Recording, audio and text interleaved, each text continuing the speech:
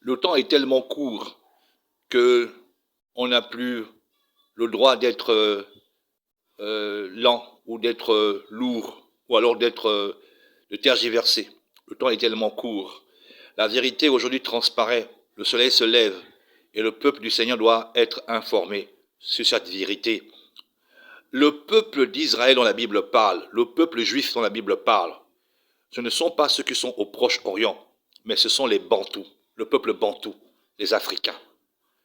Les Bantous qui sont au Cameroun, qui sont au Congo, au Gabon, au Tchad, en Centrafrique, à Sao Tomé, en Guinée équatoriale. Ce sont eux, les vrais juifs dont la Bible parle. L'histoire de la Bible, c'est leur histoire. Israël était dans la Bible. Israël était, n'est-ce pas, en Égypte. Les Bantous étaient aussi en Égypte. Le président Félix Tshisekedi ou Moulumba avait fait une déclaration publique devant Abdel Fattah al-Sisi, le président égyptien, en disant publiquement, devant les caméras, devant les micros, que nous, les Bantous, nous venons d'ici, de l'Égypte. Donc les Bantous viennent d'Égypte. C'est un fait indéniable. Israël est parti d'Égypte et a traversé la mer Rouge. Les Bantous sont partis d'Égypte et ont traversé le Nil. Israël a traversé le désert, soi-disant désert, parce que je ne comprends pas quel désert ils ont traversé là, puisque l'Égypte et Israël ont une frontière commune. Donc quand tu sors d'Égypte, tu vas directement en Israël, tu es directement en Israël. Bref, les Bantous ont traversé le désert du Sahara. Israël est arrivé au niveau du Jourdain. Les Bantous sont arrivés au niveau du lac Tchad. Israël a traversé le Jourdain. Les Bantous ont traversé le lac Tchad. Et quand vous lisez dans Josué, on dit que le Jourdain se trouvait à quelques kilomètres de la ville de Adam. Or, le lac Tchad se trouve non loin de cette localité qu'on appelle Adamawa. Adamawa, qui veut dire Adam et Ève. Et Israël est entré en possession de la terre promise. Les Bantous, on le sait, ne sont pas originaires de l'Afrique centrale. Ils ont pris possession de cette terre il y a des milliers d'années. Donc, cette similitude entre les deux peuples-là ne vous fait pas réfléchir. Quand Moïse reçoit la révélation de la part du Seigneur, le Seigneur lui dit ceci: je te conduis dans un pays bon et vaste. Je te conduis dans un pays bon et vaste. Or, la terre d'Israël est peut-être 10 fois plus petite que l'Égypte de l'époque. 10 fois plus petite que l'Égypte de l'époque. Et pourtant, le Seigneur dit bien, je te conduis dans un pays qui est bon et vaste. Écoutez, vous êtes dans un studio. Vous êtes dans un studio.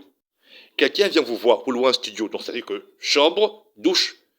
Quelqu'un vient vous voir pour vous dire, eh bien, je te fais sortir de ce studio, chambre, salon, pour te conduire dans un endroit qui est bon et vaste.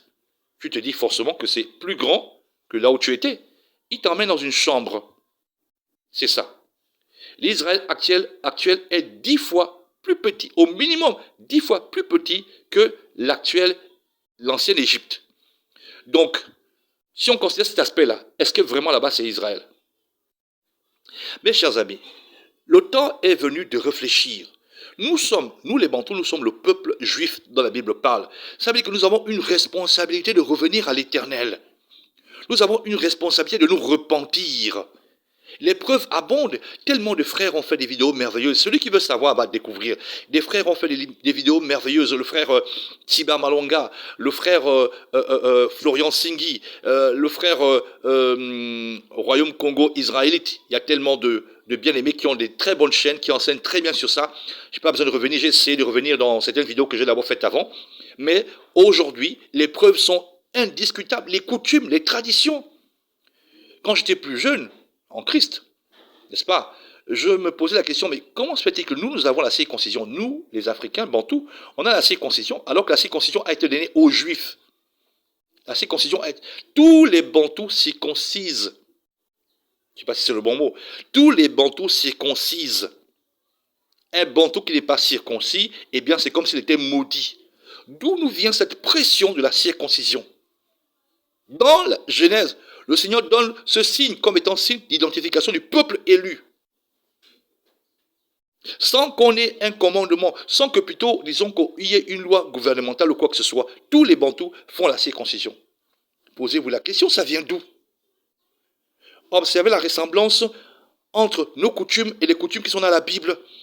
En Afrique centrale, ici, chez les bantous, quand la femme a des menstrues, il y a des règles. Certaines femmes ne pilent plus, ne font plus, ne pilent plus, ne préparent plus. Parce qu'il y a des règles au niveau des menstrues chez les femmes africaines, congolaises, gabonaises, etc. Il y a des règles qu'elles respectent.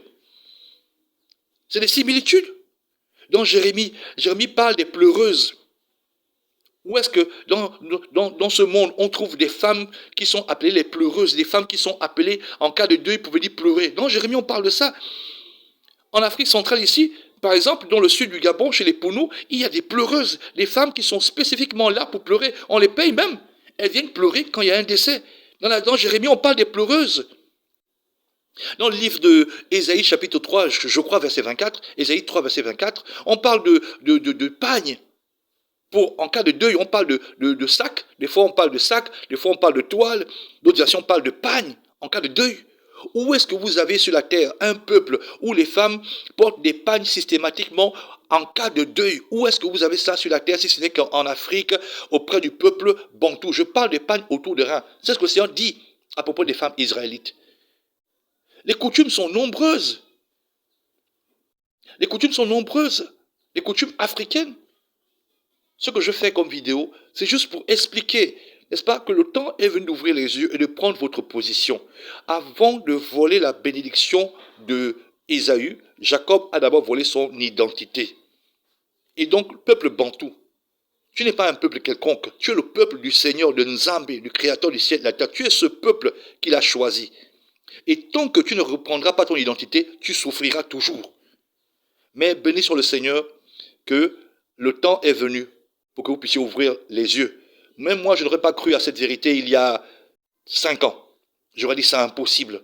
C'est pas possible. Mais le Seigneur, dans sa miséricorde, m'a ouvert les yeux et je sais aujourd'hui la vérité. Donc, j'invite vraiment tous les bantous à le savoir. Je sais que les descendants de Caïn ne comprendront rien. Ils diront que je suis un égaré, je suis un perdu, etc. Tous les superlatifs, tous les noms d'oiseaux, etc. Mais moi, je parle aux élus. Et les élus, il y en a. Les Bantous sont le vrai peuple juif de la Bible, le peuple de la Bible qui est parti d'Égypte, a traversé le Sahara, est venu jusqu'en Afrique centrale. C'est nous les Bantous. Tout a été, on nous a volé notre héritage au cours des siècles, pendant des années.